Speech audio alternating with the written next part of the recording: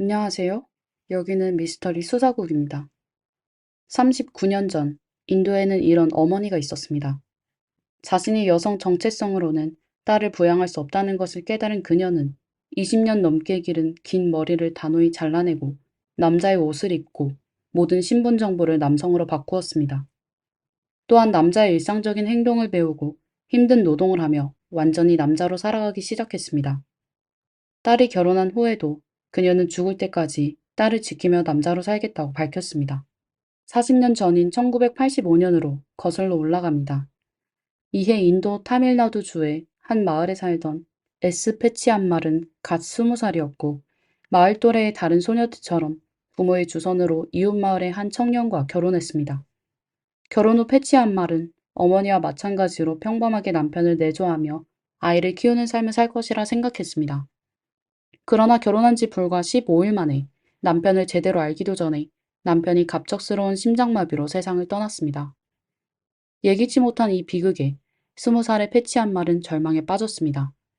특히 당시 인도, 그 중에서도 농촌에서는 그녀처럼 사회적 지위가 낮은 여성이 한순간에 과부가 되는 것은 정말 두려운 일이었습니다. 그러나 남편의 죽음 후 얼마 지나지 않아 시댁에서 그녀를 팔아 넘기려던 순간 패치한 말은 자신이 임신했다는 사실을 알게 되었습니다. 임신 덕분에 시댁에 팔려가는 운명에서 벗어날 수 있었고 시댁은 그녀가 아들을 낳기를 기대하기 시작했습니다. 하지만 그럼에도 불구하고 패치한 말은 여전히 시댁에서 환영받지 못했습니다. 오히려 남편을 죽음으로 몰고 간 사람이라며 손가락질을 받았고 배가 불러오는 상황에서도 끝없이 집안일을 떠맡았습니다. 시댁의 모진 학대 속에서 출산일이 다가왔고 시댁 식구들은 산실 밖에서 아들을 낳기를 간절히 기도했습니다. 그러나 결과는 시댁의 기대를 저버렸습니다. 패치 한 마리 낳은 건 딸이었기 때문이죠. 딸을 낳은 지 얼마 되지 않아 몸이 많이 약해진 패치 한 말은 시댁에서도 쓸모없다고 여겨졌습니다. 그녀를 팔려고 해도 건강이 좋지 않아 사려는 사람조차 없었고 게다가 낳은 아이가 기대하던 아들이 아닌 쓸모없는 딸이었기에 냉정한 시댁 식구들은 결국 그녀와 딸을 집에서 내쫓아버렸습니다. 쫓겨난 뒤에도 패치 한 말은 친정으로 돌아가지 않았습니다. 그녀는 너무 잘 알고 있었습니다. 친정 역시 자신을 받아들이지 않을 것이고 받아들인다 해도 또 다른 남자에게 재혼시키려 할 것이라는 사실을 말입니다. 그리고 실제로도 상황은 패치 한 말이 예상한 그대로였습니다. 패치 한 말을 찾아온 친정 식구들이 그녀에게 건넨 첫 마디는 같은 마을에 너를 마음에 들어 하는 남자가 있으니 얼른 시집가라는 말이었습니다. 딸에 대해서는 어차피 딸이니 버리면 그만이라고 말했습니다. 하지만 패치 한 말은 단호히 거절했습니다. 자신이 딸을 버리고 재혼한다 해도 결코 행복하게 살 수 없다는 것을 너무도 잘 알고 있었기 때문입니다. 그렇게 친정의 요구를 뿌리치고 패치 한 말은 홀로 딸을 키우기 시작했습니다. 처음에는 거의 매일 울며 지냈죠. 당시 고작 21살이었던 그녀는 앞으로 어떻게 살아야 할지, 자신과 딸의 생계를 어떻게 꾸려야 할지 알지 못했습니다. 그러나 곧 패치 한 말은 냉혹한 현실을 깨달았습니다. 당장 돈을 벌 방법을 찾지 않으면 자신과 딸은 결국 굶어 죽고 말 것이라는 사실을 말입니다. 이 사실을 깨달은 패치한 말은 눈물을 닦고 마음속으로 결심했습니다. 반드시 열심히 일해서 자신과 딸을 살아남게 하겠다고 말입니다. 그래서 믿을 수 있는 한 노파에게 딸을 맡긴 후 그녀는 일자리를 찾아 나섰습니다. 하지만 패치한 말이 원하는 대로 쉽게 일자리를 구할 수 있었을까요? 답은 아니었습니다. 그 이유는 당시 인도 여성의 사회적 지위와 깊은 관련이 있었습니다. 그 시절 인도 여성의 지위는 극도로 낮았고 패치한 말은 학교 교육도 받지 못했습니다. 학력도 없는 한 인도 여성이 당시에 체면 있는 직업을 구한다는 것은 사실상 불가능했습니다. 하지만 패치한 말은 포기하지 않았죠. 끊임없이 일할 곳을 찾아다녔고 가게 주인들을 설득하기 위해 애썼습니다. 그러나 과부이자 아이까지 데리고 있는 젊은 여성을 많은 상점들은 불길하거나 부정하다며 받아들이지 않았습니다. 그러던 중 그녀의 끈질긴 노력 끝에 한 작은 찻집에서 청소일을 얻을 수 있었습니다. 하지만 그곳에서도 그녀는 과부라는 이유로 손님들과 주인들로부터 차별을 받았고 남성들로부터 성희롱을 당하기도 했습니다. 게다가 딸을 돌봐야 했기 때문에 종종 딸 때문에 일을 빠지게 되었고 그 탓에 주인은 임금을 깎곤 했습니다. 그 후 더 나은 환경에서 딸을 돌보기 위해 패치 한 말은 찻집을 그만두고 근무 시간이 더 자유로운 건설 현장을 선택했습니다. 그러나 건설 현장은 남자들로 가득한 공간이었습니다. 비록 몇몇 나이 든 여성들이 일하긴 했지만 20대 초반의 젊은 여성이었던 패치 한 말은 그곳에서 자연스럽게 남자들의 표적이 되었습니다. 그래서 하루하루 열심히 일하는 와중에도 그녀는 온갖 성희롱과 불편한 시선을 감당하며 버텨야 했습니다. 이런 상황 속에서도 패치 한 말은 정말 열심히 일했습니다. 하지만 건설 현장에서 몇 달을 일한 끝에도 그녀가 번 돈은 겨우 자신과 딸이 굶지 않을 정도에 불과했습니다. 일터에서 끊임없는 성희롱에 시달리고 번 돈도 많지 않은 데다 그녀는 주변 사람들의 뒷말에도 시달려야 했습니다. 사람들은 남편도 없이 아이를 데리고 사는 여자는 조심해야 한다. 과부인데 결혼한 지 얼마 안 돼 남편이 죽었으니 불길하다. 남편 없는 여자가 아이를 데리고 다니는 건 흉하다. 가까이 하면 재수없다는 식의 말들을 퍼뜨렸습니다. 이런 말들을 들을 때마다 패치한 말은 큰 상처를 받았지만 살아남기 위해 이를 악물고 못 들은 척했습니다. 그러나 결국 이런 말들의 힘은 그녀의 마음을 갉아먹었고 하루하루가 지날수록 그녀는 무너져갔습니다. 어느 날 밤 굶주림에 울고 있는 딸을 바라보던 패치한 말은 자신의 처지를 떠올리며 결국 참지 못하고 오열했습니다. 그리고 그 순간 그녀의 마음속에 한 가지 생각이 스쳤습니다. 내가 남자였다면 얼마나 좋을까? 그때 그녀의 눈에 번뜩임이 일었습니다. 여자로서 살아갈 수 없다면 내가 남자가 되면 되잖아. 당시 패치한 말은 이 말도 안 되는 방법이야말로 자신이 딸과 함께 앞으로 수십 년 동안 살아남을 수 있는 유일한 길이라는 것을 예감하지 못했습니다. 그리고 바로 이 결심 덕분에 그녀는 이후 남자로 살아가며 딸을 키우고 앞으로도 한 남자의 신분으로 생을 이어가게 되었습니다. 어느 평범한 오후, 남자가 되기로 굳게 결심한 패치 한 말은 단호한 눈빛으로 타밀나두 주의 주도에 있는 티르첸두르 무르간 사원으로 향했습니다. 이곳은 티루네밸리 지역에서 가장 유명한 사원 건축 중 하나였습니다. 사원에 들어선 패치 한 말은 먼저 신에게 정성껏 예를 올렸습니다. 그리고 20년 넘게 기른 자신의 긴 머리를 손으로 마지막으로 쓰다듬은 후 눈을 감았습니다. 그리곤 이곳에서 머리를 깎기 위해 줄을 선 수많은 여성들과 아이들 속에서 그녀도 마침내 가위소리와 함께 자신의 머리카락을 잘라냈습니다. 힌두교에서 머리카락은 세속의 아름다움을 상징하며 여성이 스스로 머리카락을 신에게 바친다는 것은 자신의 모든 것을 신께 바치겠다는 의미입니다. 이런 의식을 통해 앞으로 좋은 운이 찾아오기를 바라는 마음도 담겨 있었습니다. 그 후 패치 한 말은 20여 년 동안 몸에 익었던 사리를 벗고 남성용 셔츠와 롱로브를 입었습니다. 그리고 자신에게 새로운 이름을 지었습니다. 그 이름은 바로 무투 쿠마르였습니다. 자신을 남자로서 새롭게 시작하기 위해 이제 패치의 앞말이 아니라 무투라고 불려야 할 그녀는 딸을 데리고 다른 마을로 이주했습니다. 그리고 무투는 그동안 모아둔 모든 돈을 써가며 당시 인도의 느슨한 주민등록 관리 제도를 이용해 자신의 모든 신분증명서, 유권자 카드 등을 무투 쿠마르라는 이름으로 새로 만들었고 성별도 여성에서 남성으로 바꿨습니다. 그 남성 신분증을 손에 쥔 무투는 정말 놀랄 만큼 손쉽게 일자리를 구할 수 있었습니다. 그러나 아직 어린 딸을 돌봐야 했기 때문에 무투는 대부분 임시직으로 일했습니다. 예를 들면 차 수학 노동자, 도장공, 페인트공, 건설 현장 일용직 등이었습니다. 그리고 자신이 여자라는 사실이 드러나지 않도록 철저히 주의했습니다. 언제나 다른 남자들 틈에 섞여 다녔고 남자들의 행동을 일부러 따라했습니다. 예를 들면 담배를 피우고 길을 지나가는 여성에게 휘파람을 불며 아무렇지 않게 남자 화장실을 드나들고 버스를 탈 때 남성 전용석에 앉는 등 철저히 남자로서 행동했습니다. 그 결과 무투는 점점 더 남자의 모습을 갖추게 되었습니다. 그리고 이 남성 신분 덕분에 많은 것을 얻을 수 있었습니다. 세상 사람들의 눈에는 이제 무투는 딸을 홀로 키우는 싱글 파파였고 그렇기에 더 많은 일자리를 얻을 수 있었으며 더 많은 돈을 벌어 딸과 함께 굶지 않고 살 수 있게 되었습니다. 무투는 딸을 학교에 보낼 수 있었고 아무도 그들을 괴롭히지 않았습니다. 주변 환경은 이제 무투와 딸에게 훨씬 안전한 곳이 되었습니다. 아이러니하게도 당시 인도에서는 싱글 파파가 싱글 맘보다 훨씬 더 많은 신뢰를 얻을 수 있었던 것입니다. 하지만 비록 남자로 위장한 삶이 무투에게 많은 편의를 가져다 주었지만 그 과정에서 수많은 어려움도 겪었습니다. 처음에는 자신의 진짜 성별이 들킬까 두려워 매일 불안에 떨며 지냈습니다. 또한 어린 딸에게 도대체 어떻게 설명해야 할지 몰랐습니다. 왜 엄마가 갑자기 아빠가 되었는지, 그리고 어떻게 하면 사람들과의 신체 접촉을 최대한 피할 수 있을지에 대해서도 답을 찾지 못했습니다. 그러나 그때 무토에게는 생존에 대한 강한 의지가 모든 두려움을 이겼습니다. 그녀는 남자 행세를 완벽히 해냈고 주변 사람들은 모두 그를 진짜 남자로 여겼습니다. 어린 딸조차도 이제 그녀를 아빠라고 부르기 시작했습니다. 같이 일하던 동료들은 심지어 내 여동생을 소개해주겠다고 말하기도 했습니다. 그렇게 딸이 무투의 보살핌 아래 하루하루 자라는 모습을 보며 무투는 뿌듯함과 행복을 느꼈습니다. 자신이 그때 용감하게 남자로 위장하기로 한 결정을 정말 다행이라고 생각했습니다. 그리고 마침내 딸이 결혼하는 날, 무투는 드물게 눈물을 흘렸습니다. 그 눈물은 과거의 고통에 대한 한풀이이자 딸의 행복에 대한 감동이기도 했습니다.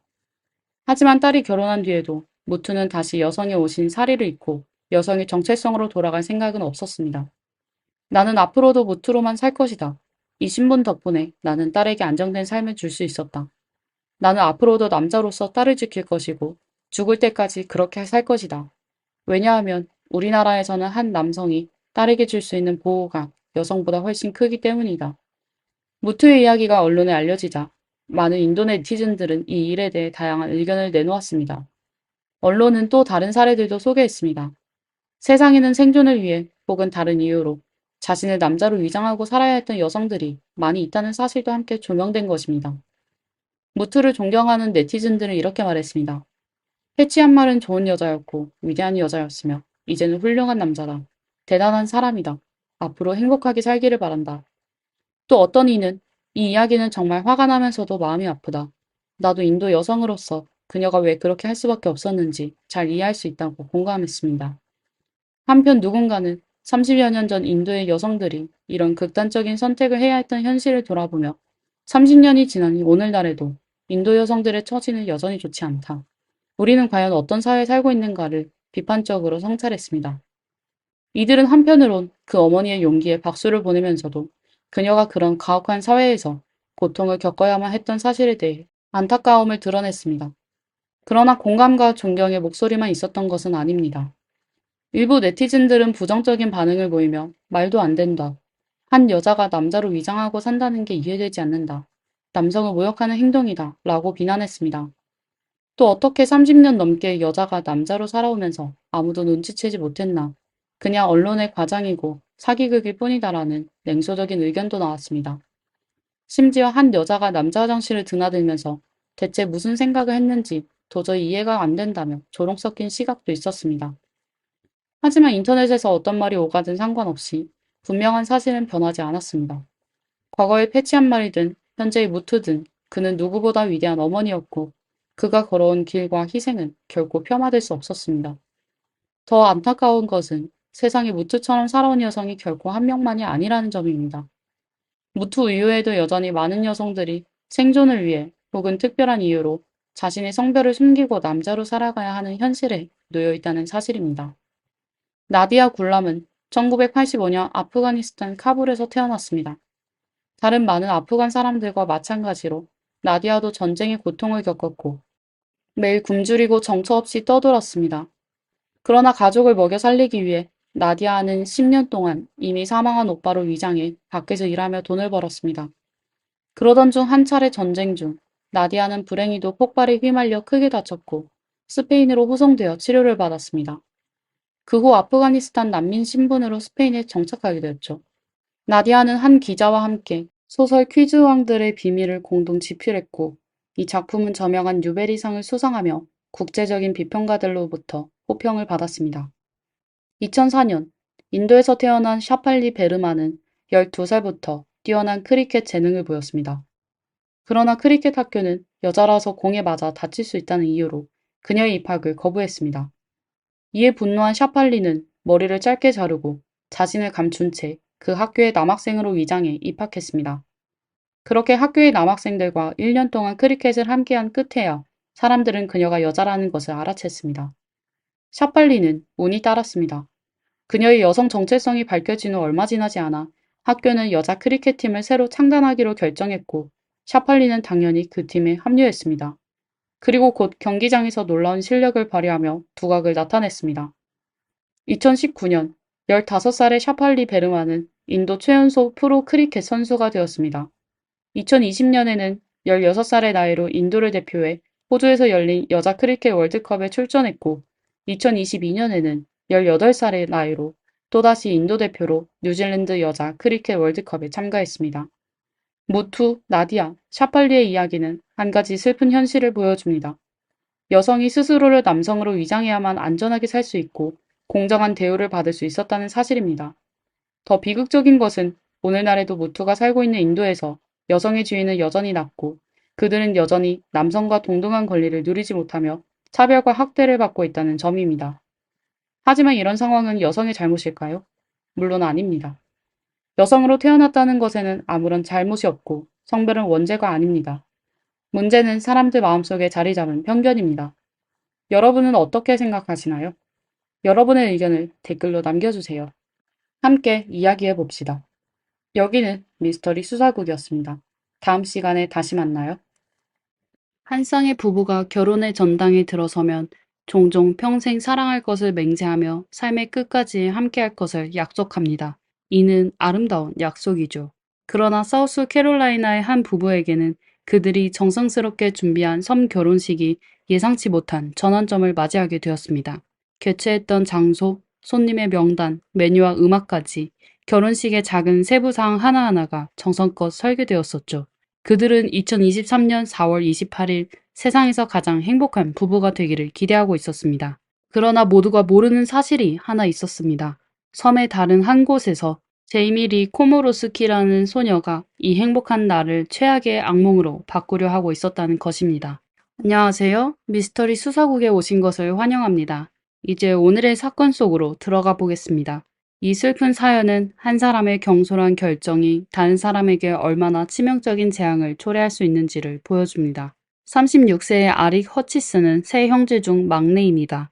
그의 부모님은 사랑이 넘치고 가정은 화목했으며 아릭도 그 덕분에 밝고 활발한 성격을 지니게 되었습니다.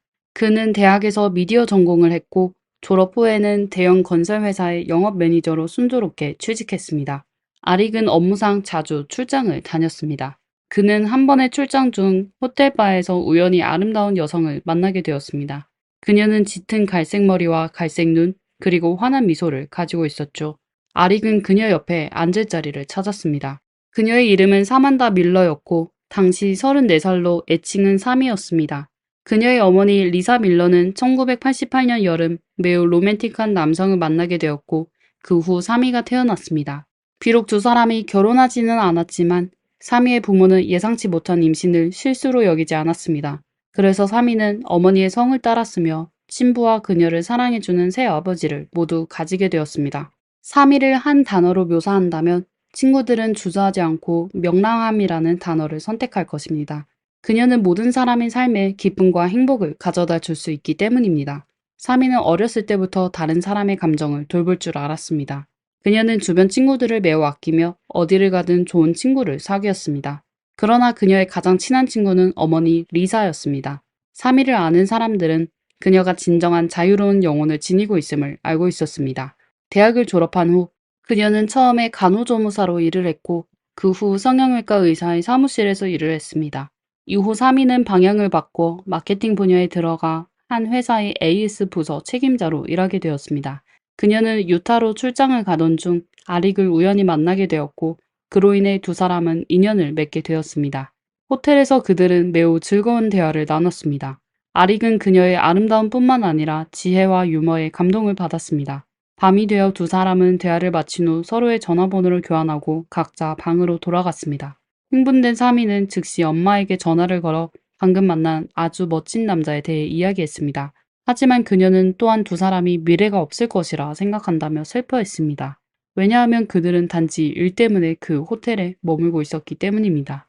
다음날 아침, 사미는 노크 소리에 잠에서 깼고 문 밖에는 아릭이 웃는 얼굴로 서 있었습니다. 그는 네 잔의 커피를 들고 있었는데 사미가 어떤 맛을 좋아하는지 몰라 여러 가지를 사왔다고 했습니다. 이후 사미는 저녁 식사 초대를 받았습니다. 그들은 매일 연락을 주고받으며 결국 연인이 되었죠. 팬데믹이 발생했을 때 출장이 줄어들자 사미는 아릭과 함께 살기로 결심했습니다. 사미는 어렸을 때 가족과 함께 찰스턴 남부의 폴리비치에 간 적이 있었습니다. 그때부터 그녀는 이 작고 아기자기한 섬을 매우 좋아했었죠. 그래서 아릭은 짐을 꾸려 제임스 아일랜드에 있는 아파트를 임대했습니다. 사미는 폴리비치 근처에 있는 곳을 특별히 선택했습니다. 사미의 꿈은 현실이 되었고 아늑한 집에는 두 마리의 애완고양이도 함께하게 되었습니다. 모두가 그들을 완벽한 연인이라고 생각했고 그들의 사랑은 마치 동화 같았습니다. 아릭이 청혼한 후 두 사람의 생활은 더욱더 아름다워졌습니다. 사미와 남자친구는 결혼식을 어디서 할지 고민할 필요가 없었습니다. 장소는 당연히 사미가 가장 좋아하는 곳인 폴리비치로 정해졌죠. 해변 끝에는 아름다운 야외 정자가 있었습니다. 여기서 미국의 가장자리로 불리는 해안선을 볼 수 있었죠. 신혼부부는 해변에서 결혼식을 올리고 흰색 나무 산책로를 따라 정자로 돌아와 피로연을 열 수 있습니다. 사미와 남자친구의 가족들이 외지에 살고 있지만 해변 근처에는 멋진 호텔과 단기 임대 주택이 많이 있어 모두가 머물기에 좋았었죠. 그렇게 그들의 결혼식은 2023년 4월 28일로 정해졌습니다. 결혼식 전날 저녁, 사미는 어머니와 친구들과 함께 웨딩드레스를 골랐습니다. 4월 28일, 가족과 친구들이 해변으로 하나둘 도착하기 시작했습니다. 두 가족과 친구들은 자연스럽게 서로 인사하며 친해졌습니다. 그러나 결혼식 당일 약간의 문제가 발생했죠. 모든 사람들이 비가 행운의 상징이라고 말하지만 결혼식 당일에 비가 오는 곳을 원하지는 않습니다. 더군다나 그들의 결혼식은 야외 해변에서 열리기 때문입니다. 하지만 신부와 신랑은 전혀 긴장하지 않았고 어떤 상황에서도 완벽한 하루가 될 것이라고 알고 있었죠. 그날은 오전과 오후 내내 날씨가 좋았습니다. 사미는 가족들과 함께 맛있는 음식을 즐기며 매우 들뜬 상태였습니다. 결혼식은 오후 5시에 시작될 예정이었고 대략 오후 4시쯤 손님들이 해변에 도착하기 시작했습니다. 친척들은 양쪽에 나란히 서 있었고 날씨도 매우 완벽했습니다. 구름이 조금 많았지만 기온은 적당했습니다. 사미는 전혀 긴장하지 않고 오직 사랑하는 사람과 맺어지는 순간만을 기대하고 있었습니다. 아릭은 나무 아치 아래에서 바다를 바라보며 신부를 기다리고 있었습니다. 사미는 모든 사람의 시선을 받으며 아릭에게 다가가 그의 곁에 섰습니다. 이들 신랑 신부는 눈물을 흘리며 서로에게 서약을 낭독했습니다. 그리고 목사는 그들을 정식적으로 부부로 선언하였습니다. 가족과 친구들은 그들을 위해 환호하기 시작했습니다. 식이 끝난 후 리셉션은 칵테일 파티로 진행되었습니다. 사미와 남편은 첫 춤을 추며 입장했습니다. 이어서 사미는 그녀를 키워준 두 명의 남성, 생부와 계부와 함께 춤을 추었습니다. 그 후 사회자는 신부 사미가 그녀의 인생에서 또 다른 중요한 인물인 어머니 리사와 함께 춤을 추고 싶다고 발표했습니다. 비디오 화면은 모든 따뜻한 장면을 기록했습니다. 테이블 위에는 맛있는 멕시코 타코와 풍성한 디저트가 있었죠. 그리고 사미의 언니 맨디가 특별히 그들을 위해 만든 결혼 케이크도 있었습니다. 모든 사람은 웃음과 노래로 가득 찬 완벽한 밤을 보냈습니다.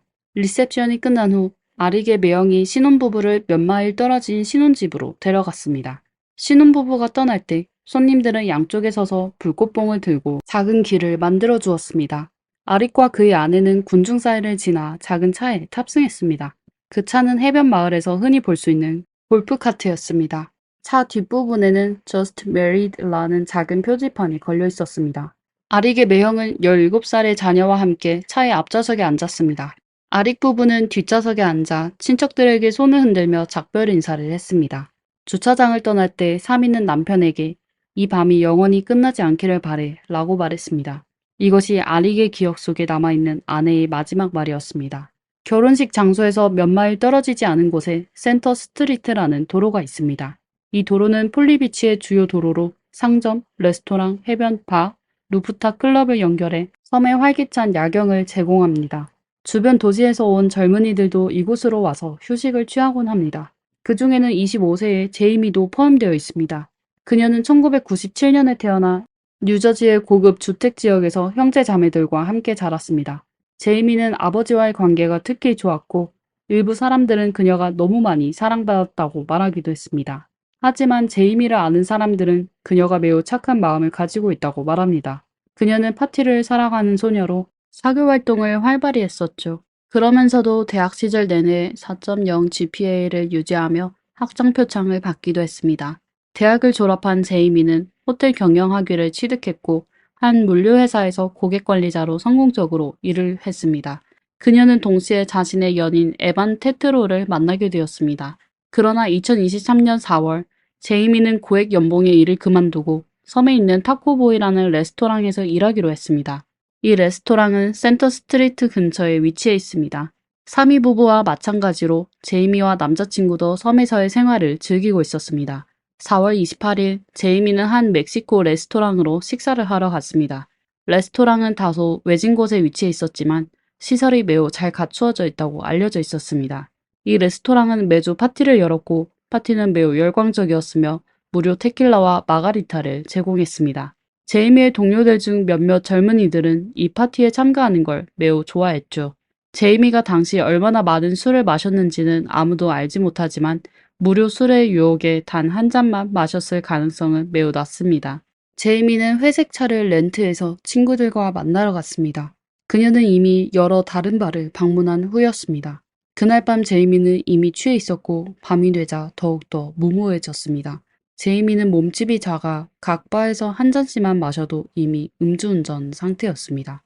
그러나 그녀는 우버나 리프트를 부르지 않았고 친구들에게 데리러 와달라고 하지도 않았습니다.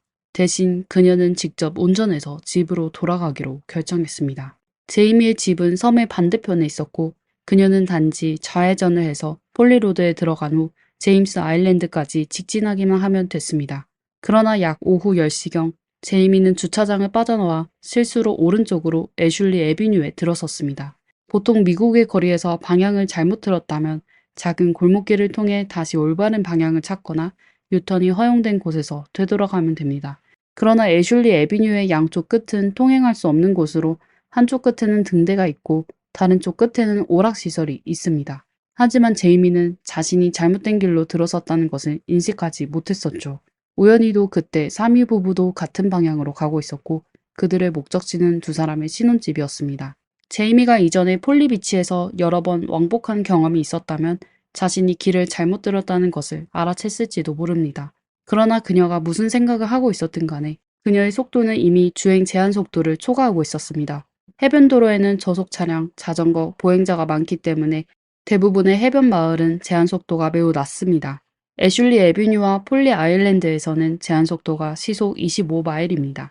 주요 해변 지역을 벗어나야만 속도가 시속 35마일로 증가합니다. 그러나 제이미는 시속 65마일로 빠르게 운전하고 있었습니다. 우리 모두 알다시피 알코올은 시력을 흐리게 하고 운동 능력과 조정 능력을 저하시켜 반응 속도를 늦추며 판단력을 손상시킵니다. 음주운전 중인 제이미는 이렇게 초과 속도로 사미 부부와 친척들의 골프카트를 들이받았습니다. 당시 이 신혼부부는 이미 약 3마일 정도를 운전한 상태였으며 전혀 속도를 초과하지 않았습니다. 대부분의 손님들은 이미 휴식 장소에 도착해 있었습니다. 그때 밖에서 폭발음 같은 소리가 들렸습니다. 근처에 살고 있는 한 여성 주민이 무슨 일이 일어났는지 보려고 집 밖으로 나왔습니다. 그녀는 자신이 본 것이 가장 끔찍한 장면이었다고 회상했습니다. 여성 목격자는 당시 충돌 소리가 실제로 폭발음 같았다고 전했습니다. 골프카트는 탑승객과 함께 수백 미터 밖으로 튕겨나갔고 여러 차례 전복되었습니다. 사람들은 피해자들이 여러 방향으로 날아간 것을 보았고 그 중에는 뒤틀리고 변형된 금속 조각들도 있었습니다. 목격자는 아릭의 얼굴이 심하게 다쳐 그가 살아있는지조차 판단할 수 없다고 했지만 다행히도 그는 아직 맥박이 있었습니다. 그 후 이 여성은 다른 피해자들을 확인하러 갔습니다. 아릭의 조카는 기적적으로 일어설 수 있었지만 절뚝거리며 걷고 있었고 표정이 멍했습니다. 그 다음 그녀는 아릭의 묘형을 확인했습니다. 그는 심각한 부상을 입었지만 역시 맥박이 있었습니다. 그러나 사미는 웨딩드레스를 입고 조용히 땅에 누운 채 아무런 반응이 없었습니다. 경찰은 1분 내로 현장에 도착했고 한 경찰관은 구조대가 도착할 때까지 사미에게 계속 심폐소생술을 시도했습니다. 하지만 불행히도 사미는 충돌 순간 이미 목숨을 잃은 상태였습니다. 인근에 살고 있는 가족들도 이 소식을 듣고 모두 혼란에 빠졌습니다. 경찰 사이렌 소리, 성광등, 울음소리와 외침이 사건 현장을 가득 채웠습니다. 사미의 어머니와 언니는 휴식처의 발코니에 도착했을 때 밝은 불빛을 보았었습니다. 잠시 후 아릭의 형수가 차를 타고 그들 앞에 도착해 그들을 차에 태웠습니다. 사미의 어머니는 그제서야 끔찍한 일이 일어났음을 깨달았습니다. 어머니와 언니는 현장에 도착하자마자 차에서 내려 달리기 시작하며 사미의 이름을 외쳤습니다. 당시 사고 현장은 이미 경찰선에 의해 차단되었습니다. 사람들은 뒤틀린 금속 더미만 볼 수 있었죠. 경찰은 부상자들이 병원으로 이송되었다고 알렸습니다. 그래서 가족들은 다시 차에 올라 가장 가까운 병원으로 향했습니다. 그러나 병원은 교통사고 부상자를 받지 않았다고 말했습니다. 가족들은 그 자리에서 소식을 기다릴 수밖에 없었습니다. 1시간여 후 어머니 리사는 전화를 받았고 사미는 병원으로 이송되지 않았고 아직도 현장의 구급차 안에 있었다는 이야기였습니다. 이미 사망했기 때문에 응급치료가 필요하지 않았던 것입니다. 그녀의 신원을 확인할 유일한 방법은 그녀의 타투뿐이었습니다. 반면 아릭과 그의 매형 그리고 조카는 더 큰 병원으로 이송되었습니다. 사미의 가족이 그 순간 느꼈던 감정을 설명할 수 있는 말은 없을 것입니다. 사고가 발생했을 때 현장에 있던 사람들은 구급대원이 도착하기 전까지 피해자들을 돕기 위해 애썼습니다. 한편 가해자 제이미는 차 안에 멍하니 앉아 있다가 몇 분 후에야 차에서 내렸습니다. 그녀는 다치지 않았지만 현장에 있던 사람들은 그녀의 상태를 걱정하며 괜찮은지 물어보았습니다. 제이미는 땅에 누워있는 사람들을 보자 갑자기 울기 시작했고 비명을 질렀습니다. 이후 혼란스럽게 이리저리 돌아다니며 다시 비명을 질렀습니다. 현장에 있던 경찰은 제이미에게 무슨 일이 있었는지 물어보려 했습니다. 그녀는 단지 앉아서 멍한 눈빛으로 술 냄새가 가득한 채 있었습니다. 제이미는 경찰에게 집으로 운전해 가는 도중 무언가에 부딪혔다고 말했습니다. 경찰이 제이미에게 술을 마셨는지 묻자 그녀는 약 1시간 전 데킬라 한 잔과 음료 한 잔을 마셨다고 대답했습니다. 경찰은 그녀에게 1부터 10까지의 척도로 자신이 얼마나 취했는지 평가해보라고 했습니다. 1은 완전히 맑은 정신을, 10은 매우 취한 상태를 나타냅니다. 놀랍게도 제이미는 자신이 2잔밖에 마시지 않았다고 주장하면서도 8 정도로 취했다고 답했습니다. 경찰과 대화하는 동안 제이미는 고개를 숙이고 눈을 마주치지 않았습니다. 경찰이 그녀에게 고개를 들고 눈을 보라고 요청했지만 제이미는 자신이 곤란해질 것을 인지하고 이를 거부했습니다. 이후 그녀는 점점 비협조적으로 변했습니다. 경찰이 현장에서 알코올 테스트를 할 의향이 있는지 물었지만 제이미는 이를 거부했습니다. 그녀는 호흡 검사도 거부하며 변호사가 필요할 것 같아요 라고 말했습니다. 경찰이 제이미에게 일어나라고 했을 때 그녀는 거의 넘어질 뻔했지만 경찰이 제때 그녀를 붙잡아 주었습니다. 제이미는 경찰 조사에 협조하지 않아 바로 체포되었죠. 그러나 경찰이 그녀에게 수갑을 채우려고 하자 제이미는 매우 저항하며 왜 나를 체포하는 거예요? 나는 아무 잘못도 하지 않았어요. 라고 소리쳤습니다. 제이미는 계속해서 팔을 뺐고 남자친구에게 전화를 걸어 집에 가야 한다고 주장했습니다.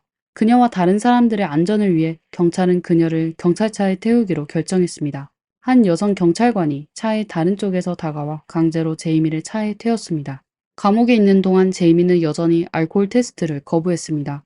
경찰은 한 판사를 경찰서로 불러 현장에서 DNA 수집 문서를 서명하게 했습니다. 당시 이미 깊은 밤이었고 판사는 일어나 옷을 입고 경찰서에 도착해 문서를 설명하는 데는 시간이 필요했습니다.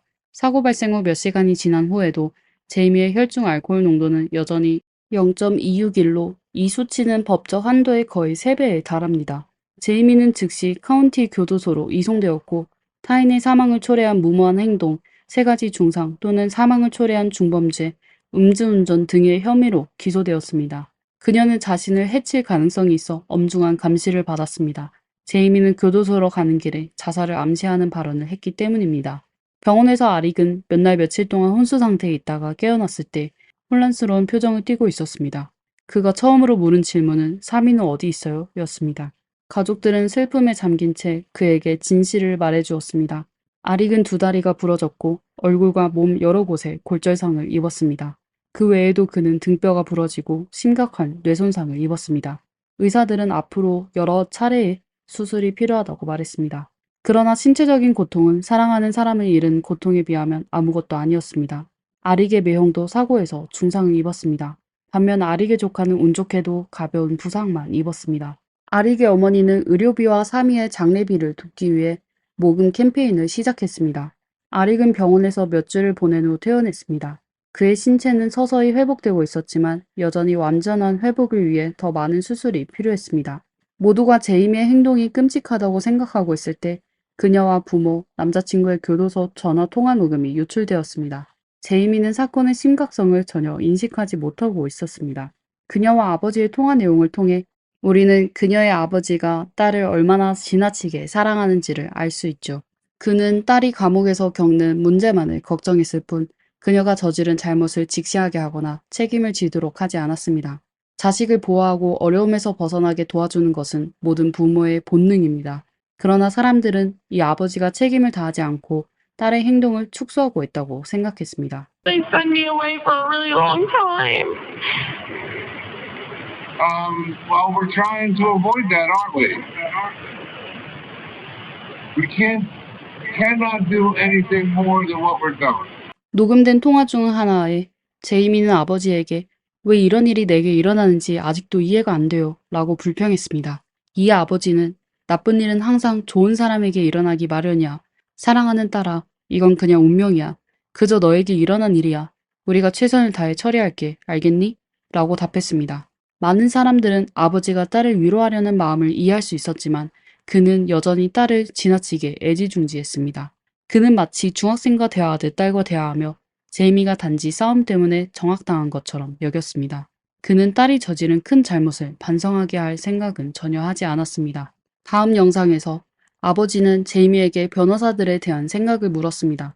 제이미는 난 그들이 좋아요. 그들은 정말 훌륭해요. 당신도 훌륭해요. 우리 가족이 그들을 고용하려고 많은 돈을 썼겠죠. 라고 대답했습니다. 이러한 전화 녹음이 공개되자 많은 사람들의 분노를 불러일으켰습니다.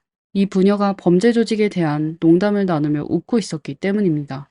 또한 제이미와 남자친구 에반의 통화 내용도 있었습니다. 제이미는 감옥 음식이 형편없다고 불평했습니다. 에반의 표정에서 그는 여자친구의 상태가 그렇게 좋을 줄 몰랐던 것처럼 보였습니다. 이러한 통화 기록은 많은 사람들의 불만을 초래했습니다. 그리고 대중 사이에서 더 큰 논란을 일으킨 것은 제이미가 찰스턴의 경찰서장이 직접 그녀를 방문했다고 언급한 부분이었습니다. 제이미는 경찰서장이 그녀를 도와주겠다고 약속했다고 말했습니다. 팬데믹 이후로 죄수들은 가족과의 대면 접촉이 허용되지 않았습니다. 그러나 이 경찰서장은 제이미의 부모가 그녀를 직접 방문하도록 조치했습니다. 대중은 이 통화 내용이 제이미가 특별 대우를 받고 있음을 드러냈다고 주장했습니다. 사건이 재판에 들어가기 전에 언론에서 어떻게 이러한 영상과 녹음을 입수했는지 궁금해할 수 있습니다. 사실 죄수들이 전화를 걸 때마다 통화 시작과 종료 시에 경고 메시지가 나옵니다. 그 내용은 대략적으로 죄수의 통화가 녹음되며 법 집행기관에서 검토할 수 있다는 것입니다. 그래서 제이미와 같은 감옥에 처음 들어온 사람들은 이러한 통화가 법 집행기관에 의해서만 검토될 것이라고 생각할 수 있습니다. 그러나 감옥의 녹음은 정보자유법의 보호를 받습니다. 따라서 모든 미디어와 신청자는 이 녹음을 받을 수 있습니다. 처음에는 한 뉴스 채널만이 이러한 통화 녹음을 요청했습니다. 그들은 제이미가 카운티 경찰서장에서 특별 대우를 받을 수 있다고 생각했습니다. 이 사실을 공개하면 대중의 분노를 일으킬 뿐만 아니라 다른 죄수들의 분노도 일으킬 것입니다. 경찰서장이 이러한 통화 내용이 자신에게 부정적인 영향을 미칠 수 있다는 것을 깨달았을 때 언론의 접근을 막으려 했습니다. 그들은 이러한 통화가 사생활 문제를 포함할 수 있다고 주장했습니다. 그러나 이미 늦었었죠. 당시 9개의 언론이 통화 녹음과 접근 권한을 얻은 상태였습니다. 그중 한 뉴스 채널은 경찰서장을 상대로 정보자유법 위반 혐의로 소송을 제기했습니다. 판사는 경찰서장이 정보자유법을 위반했다고 판결하고 그녀에게 뉴스 채널의 법률 비용으로 33,000달러, 약 4,500만 원을 지불하라고 명령했습니다. 녹음이 공개되면서 대중은 이 경찰서장의 사건 처리 방식에 대해 매우 불만을 갖게 되었습니다. 공개된 자료에 따르면 이 경찰서장은 33년간 법 집행 경험이 있었지만 이제 대중은 그녀가 직무에서 해임되어야 한다고 생각하며 청원서를 제기하기도 했습니다. 또한 그녀가 제이미의 변호사 중 한 명과 어떤 친분이나 업무 관계가 있다는 소문도 돌았습니다. 그러나 그녀는 경찰서장의 성명에 이러한 주장을 부인했습니다. 그녀는 자신이 구치소에 자주 나타난다고 밝혔으며 제이미에게 어떠한 특혜도 주지 않았다고 말했습니다. 또한 그녀와 제이미의 변호사가 친한 관계라는 소문도 부인했습니다. 제이미의 변호인은 네이선 윌리엄스로 그는 전직 연방 검사입니다. 또 다른 변호인인 크리스토퍼는 전직 뉴저지 검사이죠. 이들은 모두 알려진 사건을 처리한 경력이 있어 매우 유명합니다. 제이미가 말했듯이 그들은 매우 뛰어납니다. 그러나 어떤 변호사도 사건을 없어지도록 할 수는 없습니다. 2023년 8월 1일 제이미는 보석신문을 받았습니다. 그녀의 변호사는 제이미가 도망칠 의도가 없으며 지역 사회에 해를 끼치지 않을 것이라고 주장하며 보석을 요구했습니다. 그들은 또한 제이미가 약물 남용과 알코올 의존 증상을 가지고 있어 도움이 필요하다고 말했습니다.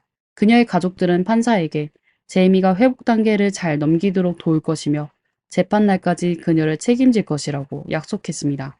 피해자인 사미와 아릭의 가족들도 법정에서 자신들의 의견을 표명했습니다. 그들은 제이미가 이러한 행동이 가져올 결과를 알고 있었음에도 불구하고 음주운전을 선택했다고 말했습니다. 이러한 행동은 명백히 사회에 위협을 가한다고 주장했습니다. 사미의 부모는 재판 중 매우 격양된 감정을 드러냈습니다. 그들은 제이미가 의식적으로 결정을 내렸다고 말했습니다. 그녀는 술을 마셨고 운전을 했으며 그 결과로 사미가 목숨을 잃었다고 했습니다. 사미의 언니는 이러한 일이 어떤 무고한 가정에게도 일어날 수 있다고 말했습니다. 그녀는 경찰 사이렌이 울릴 때마다 나는 길거리에서 뛰며 내 여동생의 이름을 외치던 순간을 떠올리게 됩니다. 음주는 의식적인 결정이며 운전대를 잡는 것도 의식적인 결정입니다. 라고 말했습니다. 보석신문에서 제이미는 매우 슬프게 울었지만 법정은 그녀의 보석을 허가하지 않기로 결정했습니다. 판사는 모든 당사자가 협력하여 이 사건을 신속히 재판에 회부해야 한다고 말했습니다. 또한 만약 2024년 3월까지 재판이 시작되지 않는다면 제이미는 보석으로 풀려날 수 있을 것입니다. 그때의 보석금은 15만 달러, 약 2억 원입니다. 그리고 제이미가 보석으로 풀려나더라도 그녀는 모니터링 장치를 착용해야 합니다. 피부를 통해 실시간으로 알코올 농도를 측정하는 장치입니다. 한편 아릭은 여전히 큰 슬픔에 빠져 있습니다. 행복에서 불행으로 바뀌는 것은 한순간이었습니다.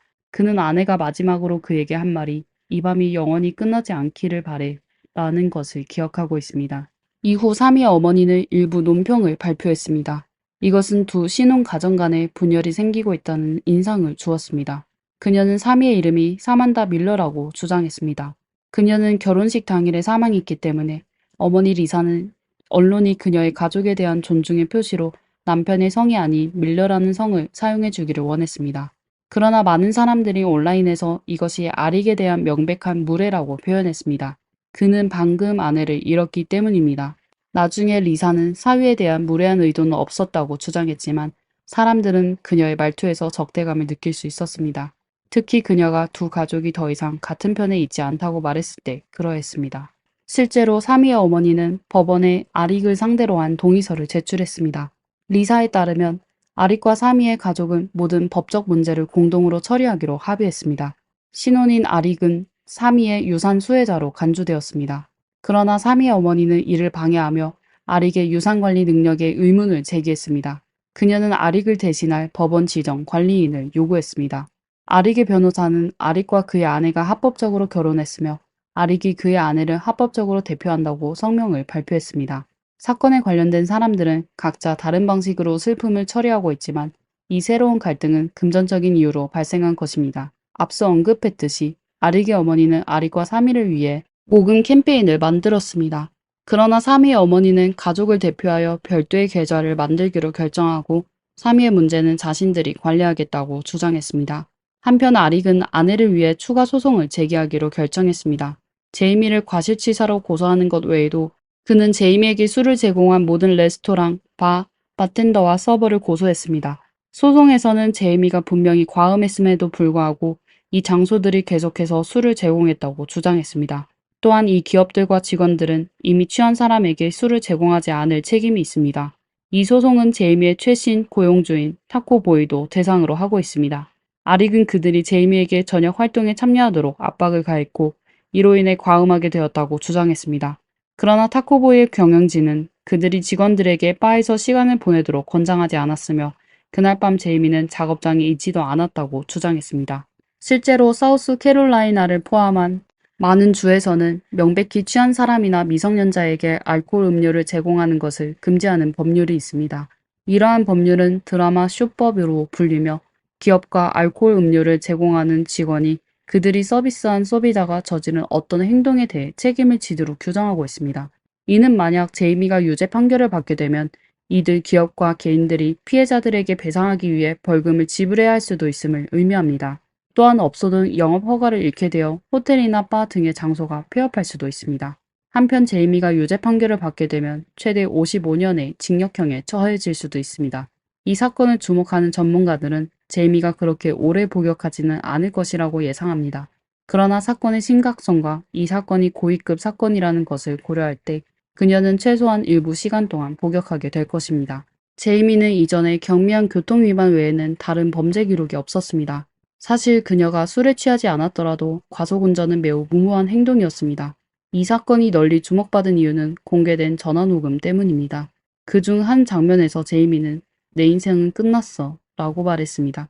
그녀의 말처럼 그녀의 인생은 끝났을지도 모르지만 진정으로 인생이 끝난 사람은 바로 사미입니다. 만약 제이미가 진정으로 이 어려움을 극복하고자 한다면 그녀는 책임을 져야 할 것입니다. 사미 부부야말로 이 사건의 진정한 피해자이며 제이미가 아닙니다.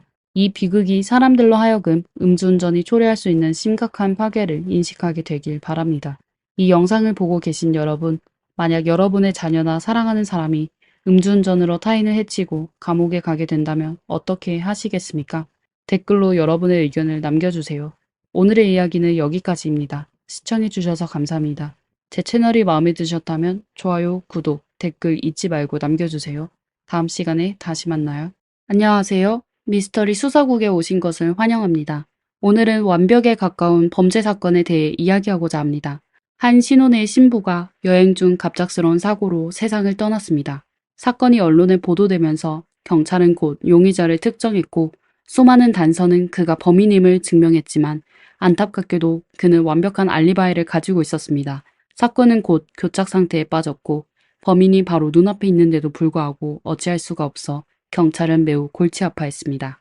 범인은 매우 오만하고 자신감에 차 있었으며 본인이 완벽한 범죄를 저질렀다고 생각했습니다. 다행히도 2명의 중요한 증인이 나타나 사건은 마침내 돌파구를 찾게 됐습니다. 재판에서 판사는 범인이 오랜 시간을 걸쳐 범행을 준비하고 연구하여 독특한 수법으로 범행을 실행했다고 하였습니다. 이 사건은 한때 일본에서 가장 흥미진진한 사건이 되었는데 1986년 도대체 무슨 일이 일어났고 범인은 어떤 수단을 사용했을까요? 1986년으로 시간을 되돌려 사건을 다시 한번 살펴보겠습니다. 1986년 5월 19일 결혼한 지 3개월 된 신혼부부가 비행기를 타고 오키나와 나하 공항에 도착했습니다. 그들은 오키나와현 이시가키 섬으로 신혼여행을 가기로 계획했습니다. 신혼여행은 매우 사적인 여행인데 남편 카미야 치카라는 신혼 아내의 친구 3명을 함께 초대하며 사람이 많으면 더 즐겁고 신나게 놀 수 있다고 했습니다. 아내 리사코는 남편의 제안을 동의하여 3명의 친구들과 나하공항에서 만나기로 했습니다. 우선 남편 카미야 치카라에 대해 알아봅시다. 치카라는 1939년 일본 센다이시에서 태어났습니다. 아버지는 당시 일본 동북대학교 교수였고 수입이 매우 좋았습니다. 어머니는 가정주부였으며 위로 형이 1명 있었습니다. 치카라 가족은 매우 행복하게 살고 있었는데 그가 초등학교 3학년 때 그의 가족은 큰 타격을 받게 되었습니다. 아버지는 몰래 정당 활동에 참여했다는 이유로 체포되어 감옥에 갇혔습니다. 어머니는 3명의 가족을 부양하기 위해 어쩔 수 없이 일을 해야 했습니다. 직장에서 돈을 벌어 2 아이를 돌봐야 했기 때문에 고생을 말할 것도 없었습니다. 그러다 얼마 지나지 않아 그녀는 다른 남자를 만나기 시작했습니다. 얼마 지나지 않아 뜻밖에도 아버지가 석방되었고 상황은 난감해졌습니다. 결국 어머니는 집을 떠나 불륜남을 선택했죠. 하지만 불륜남도 좋은 사람은 아니었고 얼마 안 돼 그녀를 떠났습니다. 갈 곳 없는 어머니는 슬픔에 잠겨 수면제를 과다 복용하여 스스로 목숨을 포기했습니다. 당시 겨우 초등학교 5학년이었던 치카라는 어머니를 잃은 후 매우 고통스러워했습니다. 어린 나이에 집안일을 해야 했고 또 아르바이트를 해야 했습니다. 1961년 고등학교를 졸업한 치카라는 진학을 포기하고 도쿄로 가 오디오 가게에서 일하며 더 나은 삶을 꿈꿨습니다. 그 후 그는 끊임없이 일을 바꾸며 마침내 지배인 자리까지 오르게 되었습니다. 그 사이에 그는 2번의 결혼을 했었죠. 중요한 점이니 이를 기억해 주세요.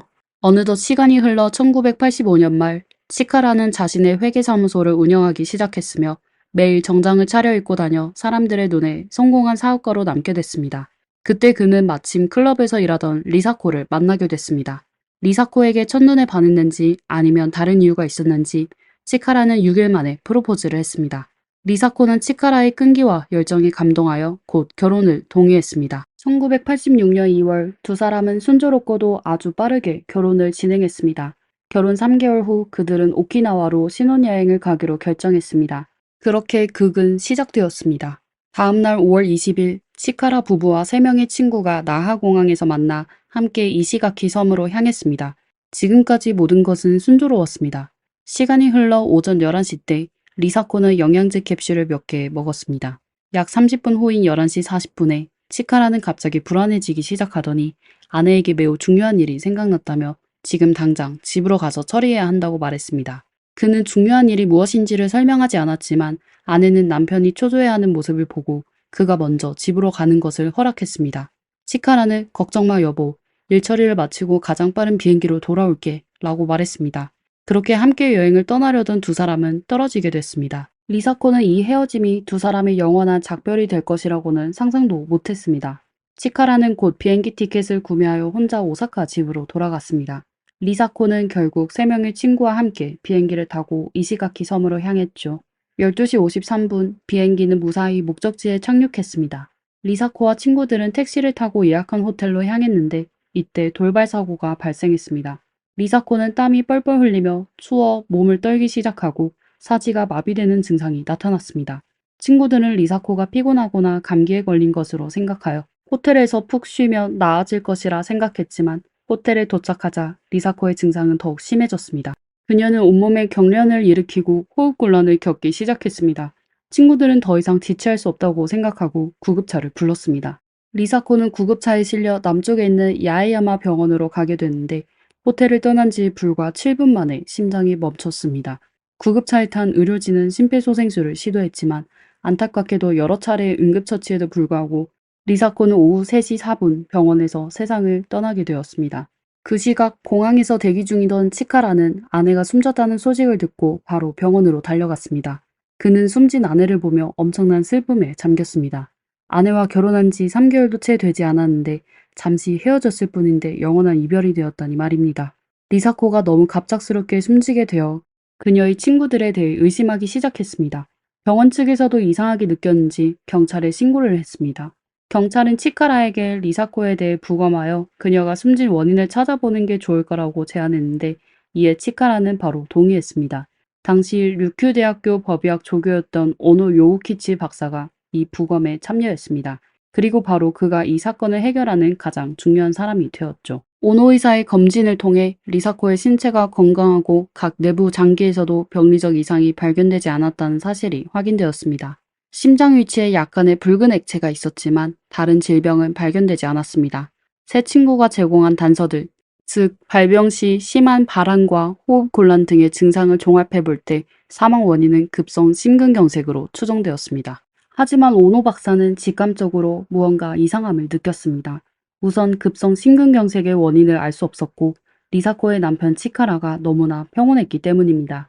특히 오노 박사가 심근경색이라는 전문 용어를 쓸 때 치카라는 마치 그 단어를 익히 알고 있는 듯한 태도를 보여 오노 박사는 리사코의 심장 부위에서 붉은 액체 30ml를 조용히 채취해 보관했습니다.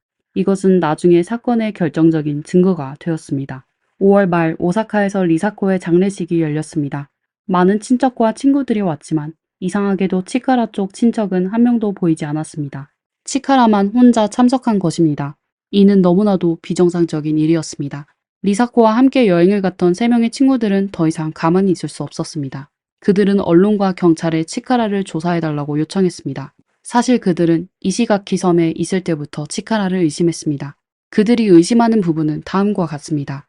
우선 리사코는 친구들과 오랫동안 친하게 지냈고 항상 건강했으며 체력도 좋았습니다. 급성 심근경색을 일으킬 만한 이유가 없었다는 것입니다. 친구들은 리사코가 무언가를 먹고 중독되었을 가능성을 의심했습니다. 사건 당일 그녀들은 리사코가 치카라가 만든 영양제라고 말하는 캡슐을 몇 개 삼키는 것을 목격했습니다. 두 번째, 치카라는 리사코를 만난 지 6일 만에 프로포즈를 했고 결혼 3개월 만에 리사코가 세상을 떠났습니다. 모든 일이 너무 빨리 진행되었다는 것입니다. 게다가 장례식에서 치카라는 혼자 참석했고 너무나 차분한 모습을 보였습니다. 새 친구들의 주장이 언론에 알려지자 경찰은 치카라에 대해 조사를 시작했습니다. 조사를 진행할수록 더 많은 의심스러운 점들이 드러났습니다. 첫째, 치카라는 경제적으로 문제가 있었습니다. 그는 회계법인을 운영하고 있지만 돈을 벌지는 못했습니다. 3년 동안 세무당국에 소득신고를 하지 않았다는 것은 그의 회사는 허상이었고 사실상 그는 돈이 매우 부족하다는 뜻입니다. 게다가 그는 자신이 공인회계사라고 주장하지만 공인회계사 명단에 그의 이름이 없어 이는 그가 사기꾼일 수 있음을 보여주었죠. 둘째로 치카라는 무려 3번이나 결혼을 했습니다. 놀랍게도 3명의 아내는 모두 같은 이유로 세상을 떠났습니다.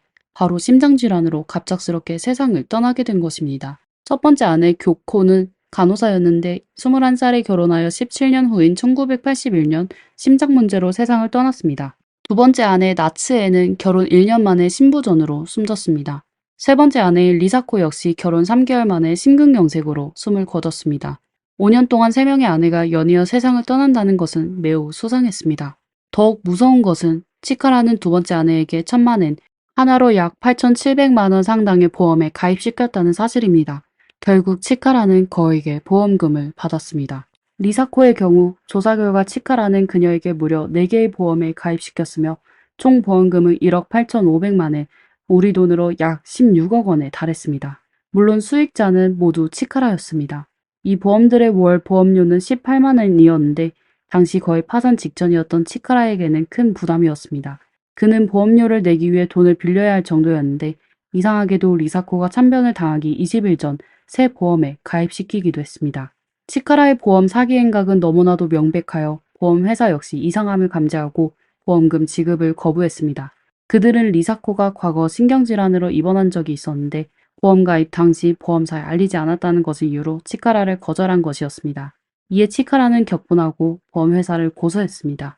1심에서 보험회사가 패소했지만 치카라의 보험 사기 사건이 언론에 널리 보도되면서 또 잡지 인터뷰까지 진행되어 보험회사는 계속 보험금을 지급하지 않았습니다. 당시 치카라는 인터뷰에서 매우 자신감이 있었습니다. 기자가 제기한 날카로운 질문, 즉 그가 아내를 독살했다는 외부 소문에 대해 치카라는 전혀 개의치 않았습니다. 그는 심지어 기자에게 당시 현장에 없었다고 당당히 말했습니다. 만약 그런 약물이 정말로 존재해서 시간을 정해 사람의 목숨을 앗아갈 수 있다면 기자가 그에게 알려달라고 말했습니다. 치카라가 이렇게 대담하게 행동했지만 그를 의심하는 사람들은 점점 많아졌습니다. 결국 도쿄 경시청도 조사에 착수하게 되었습니다. 하지만 그의 완벽한 알리바이 때문에 조사가 어려웠습니다.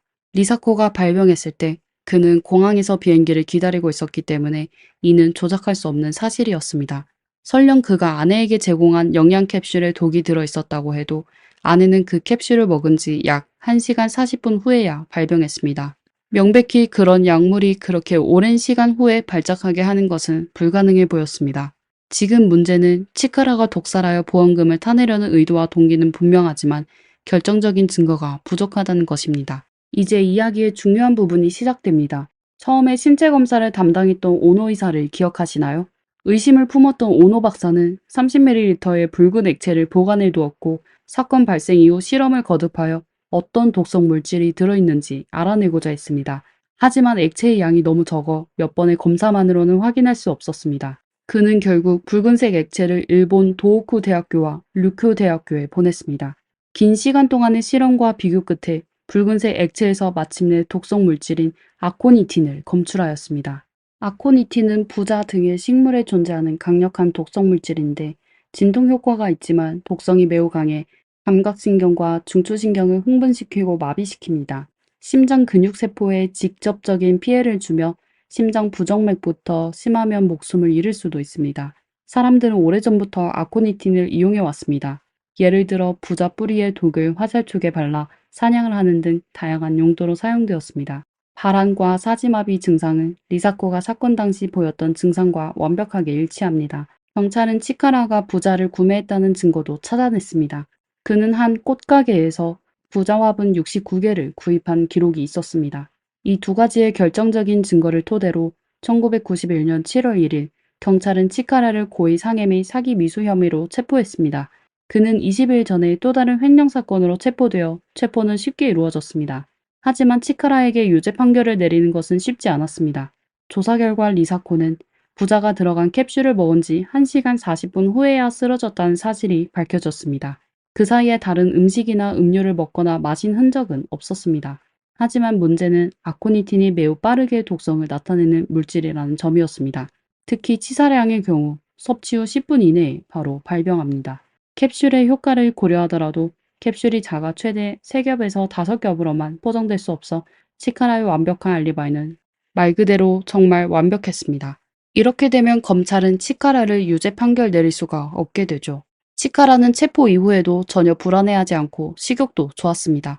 그는 범죄를 완강히 부인하며 부자를 구입한 것은 관상용이지 독살 목적으로 구입한 것이 아니라고 주장했습니다. 그리고 아내에게 고액의 보험을 가입시킨 것은 두 아내가 모두 예기치 못한 사고로 세상을 떠나 큰 충격을 받았기 때문이라며 과거의 실수를 반복하고 싶지 않았을 뿐이라고 강하게 혐의를 부인했습니다.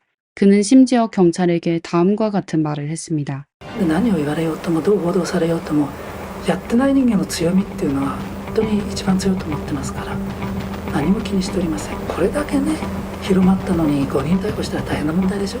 私だってもうやってないことを証明できませんからどうぞ証明してくださいというつもりでおります。 오만한 치카라를 마주한 검찰은 막막했습니다. 그들은 독극물의 발작 시간을 설명할 방법이 없어 사건 조사는 교착 상태에 빠졌습니다. 검찰이 속수무책할 때 중요한 인물이 등장했습니다. 근처에서 고기를 잡던 어부는 어느 날 휴식을 취하는 중 치카라의 사건 보도를 보게 되었는데 뉴스에 나온 치카라가 본인의 특별한 고객인 걸 알아차렸습니다. 그럼 왜 특별하다고 했을까요? 치카라는 그 어부에게서 한 종류의 물고기, 보거만을 사갔습니다. 보거는 귀엽게 생겼고 살이 부드러워 맛있지만 간과 피부 등에 치명적인 독이 들어있어 전문적인 처리와 조리 과정을 거쳐야만 식탁에 오를 수 있습니다. 치카라는 2년 동안 어부에게서 최소 1200마리의 보거를 사갔습니다. 어부는 이 정보가 사건 해결에 도움이 될지 안 될지 모르지만 무조건 경찰에 알려야 한다고 생각했습니다. 초조했던 형사들은 어부의 정보를 듣고 기뻐했습니다. 이것이 사건의 돌파구가 될 수 있을 가능성이 보였던 것이죠. 경찰은 오노 의사에게 보관된 붉은 액체를 다시 검사해달라고 요청했습니다. 그 결과 아코니틴 외에도 보거독이 검출되었습니다. 물론 이것만으로는 치카라의 알리바이를 뒤집을 수는 없었습니다. 오노 박사는 그 1시간 40분의 비밀이 이 두 가지 독에 있지 않을까라는 생각이 들었습니다. 독으로 독을 이긴다는 말처럼 두 가지 독이 서로 화학 반응을 일으켜 발작 시간을 지연시킨 것일까요? 그 후 수사관들은 방대한 자료를 조사하고 다양한 양의 두 독을 사용하여 반복적인 실험을 하기 시작했습니다. 마침내 그들은 그 비밀을 밝히게 됐습니다. 보거 독이 아코니틴과 먼저 반응하여 발작 시간을 지연시키는 것입니다. 지연되는 시간은 독의 양에 따라 달랐는데 1시간 40분 지연은 충분히 가능했습니다.